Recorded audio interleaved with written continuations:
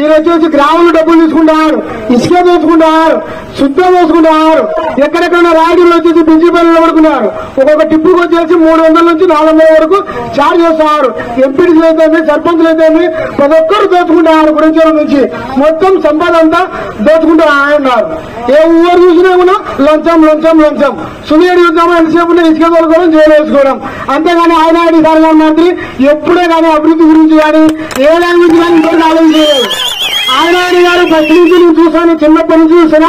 ఆయన గారు 3 సార్లు ఎమ్మెల్యే గారు, 2 సంవత్సరాలు మంత్రిగా ఉన్నారు. నేను చిన్నప్పుడు మా గురించలో బడి దగ్గర ఉంది పాత ఇల్లు. అప్పుడు తప్పేళ్లకు మన ఆయన సార్ గారు ఈ రోడ్డు వేశారు. ఇంతవరకు ఆ రోడ్డు మరమ్మతు చేసే పాపాన్ని కూడా ఎవరు కానీ పోలేదు. అది అంటే అప్పుడు పాత సినిమా అనుకున్నా. కాబట్టి ఆయన సార్ అని పెద్ద నాకు తెలిసింది నాకు. అప్పుడు మనకు ఆడ రోడ్డు కూడా ఉంది. ఆయన సార్కి 2006లో ఈ రోడ్డు వేశారు ఆయన సార్ గారు. ఇలా ఎన్నో డెవలప్మెంట్ చేశారు.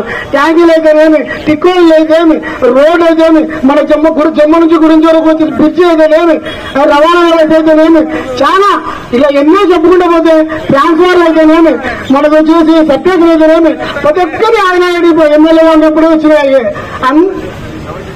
అన్ని ఆధార్ ఎమ్మెల్యే వచ్చినప్పుడు వచ్చేది. మా సమస్యలు వచ్చేసి గురించేరులో మెయిన్ గా వచ్చేది సార్, ఇక్కడ భూగంలో ఎక్కువైపోయింది. కరెంటు లేదు, వీధి రోడ్లు లేవు, సీసీ రోడ్లు లేవు. ఇవన్నీ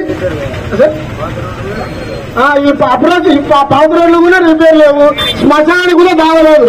శ్మశానానికి దావ లేకుండా చనిపోయిన వాళ్ళు ఎత్తుకొని పోతే కింద పడితే భూపతుడి గారు తన సొంత నిధులకు మనకి అప్పుడు గ్రామ రోడ్డు వేశారు. మనకు ఇప్పుడు అప్రోచోడు కట్టినప్పుడు భూపేశెడ్డి గారు మనకు కటకిన మారేమ్మ నుంచి పొన్నతర వరకు సొంత నిధులతో భూపేశెడ్డి గారు గ్రామ రోడ్డు వేయించారు. ఆదినారెడ్డి సార్ గారు తప్పల నుంచి ఇక్కడికి పూలంగల్ల వరకు దావనగర్ రోడ్లో గ్రామ రోడ్డు వేయించారు. అంటే దేవుడు అంటే అభివృద్ధి, అభివృద్ధి అంటే దేవుడి. ఖచ్చితంగా ఆదినారెడ్డి సార్ మళ్ళా మనం ఖచ్చితంగా గెలిపించుకోవాలా.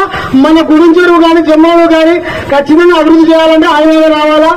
రాష్ట్రంలోనే మన పేరు జమ్మలమడుగు కంటే ఆది అంటే జమ్మలమడుగు.